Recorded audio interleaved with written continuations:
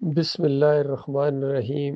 یہ بہت اہم پوسٹ ہے اور پوری انسانی زندگی کا دار و مدار اور پھر آخرت اور اس کا انجام انہی 5 سوالات کے اوپر ہے۔ اور یہ نبی علیہ السلام کی حدیث ہے کہ انسان وہاں قیامت کے دن اپنے جگہ سے ہل بھی نہ سکے گا جب تک ان 5 باتوں کا جواب نہ دے۔ تو میرے بھائیوں، یہ بہت ہی زیادہ ضروری ہے کہ آج ہم ان 5 باتوں کے اوپر غور کریں تاکہ کل قیامت کے دن شرمندگی نہ ہو۔ پہلا سوال یہ ہوگا کہ تم نے زندگی کیسے بسر کی، یعنی ایک اوورآل معاملہ ہے، خود انسان دیکھ لے کہ اس کی زندگی کی جو مصروفیت ہے وہ کن چیزوں میں گزر رہی ہے۔ اگر تو اللہ کی فرمانبرداری میں گزر رہی ہے، نیک کاموں میں گزر رہی ہے، دعوت تبلیغ میں گزر رہی ہے، اللہ کے راستے میں جہاد کرتے ہوئے گزر رہی ہے اوورآل زندگی، تو یہ ایک علامت ہے اس بات کی کہ انسان بالکل صحیح سمت میں جا رہا ہے۔ ہر ایک اپنے آپ کو یہاں دنیا میں ہی دیکھ سکتا ہے کہ اس کا اللہ کے ہاں کیا مقام ہے۔ وہ اپنی زندگی کی مصروفیت کو دیکھے کہ وہ کیا کر رہا ہے۔ دوسرا سوال کہ جوانی کیسے گزاری، کیونکہ جوانی کے اندر انسان کو کنٹرول کرنا اپنے آپ کو یہ بہت ہی مشکل ہو جاتا ہے، یہ امتحان ہے زندگی۔ تو پھر جوانی کے اندر کس نے اللہ کی فرما برداری کی؟ جس طرح ایک دوسری روایت کے اندر آتا ہے کہ اللہ تعالیٰ کے عرش کے سائے یا رحمت کے سائے کے نیچے 7 قسم کے لوگ ہوں گے، اس میں سے ایک وہ ہوگا جس نے جوانی اللہ کی عبادت میں گزاری، تو یہ بہت بڑا مقام ہوگا اس کا۔ تو جوانی کے بارے میں اسپیشل سوال ہوگا، اس لیے نوجوانوں سے میرا کہنا ہے کہ یہ جوانی کی چند دن ہے، ان کو ضائع نہ کرو، ان کو امر کر لو، اللہ کی آج فرما برداری کرو، اس کا بہت بڑا فائدہ تمہیں ملے گا وہاں۔ تیسرا سوال یہ ہے کہ مال کہاں سے کمایا، یعنی آپ کا ذریعہ معاش کیا تھا، یہ حلال تھا یا حرام تھا، جائز تھا یا ناجائز تھا، کہیں ظلم اور زیادتی تو نہیں کی۔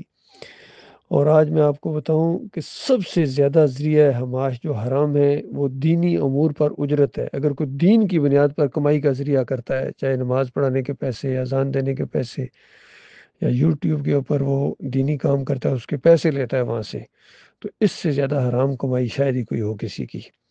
تو کمائی کے ذریعے کے اوپر بھی بہت زیادہ غور کرنا ہے۔ نہ رشوت کا معاملہ ہونا چاہیے، نہ یہ سود خوری کا معاملہ ہونا چاہیے جس کے اندر آج پوری امت لپیٹ دی گئی ہے۔ تو بہت ہی محتاط انداز سے کمائی کے ذرائع کا انتخاب کریں اور محنت کریں اور اللہ سے ڈرتے ہوئے معاملات کو کریں۔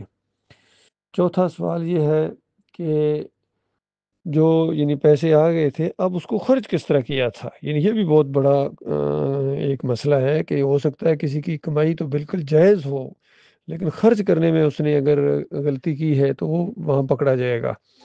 فضول کاموں میں خرچ نہیں کرنی ہے، رسم و رواج پر خرچ نہیں کرنی ہے، چاہے یہ جتنے بے حیائی کے کام ہیں، گناہ کے کام ہیں، ان کے اوپر بالکل اپنے پیسے خرچ نہیں کرنے ہیں۔ خاص کر یہ جو کوئی شرک کو اگر پروموٹ کر رہا ہے، اگر وہ کسی مسجد کے لیے بھی مانگتا ہے اور وہاں شرک ہو رہا ہے تو بالکل آپ نے وہاں ایک پیسہ نہیں دینا ہے، کیونکہ ناجائز کام میں بالکل نہ پیروں کو دینا ہے، نہ ان درباروں مزاروں کے اوپر پیسے پھینکنے ہیں۔ یہ پوچھو کہ یہ سب سے زیادہ شیطانی چیزیں ہیں جہاں لوگ آج پیسہ یہ لٹا رہے ہیں۔ تو یہ بہت ہی زیادہ اس کے اوپر کڑی نگاہ رکھنی ہے۔ خرچ کرنا ہے تو اپنے رشتہ داروں پر کرو، والدین پر کرو، بہن بھائیوں پر کرو، غریبوں پر کرو، مسکینوں پر کرو۔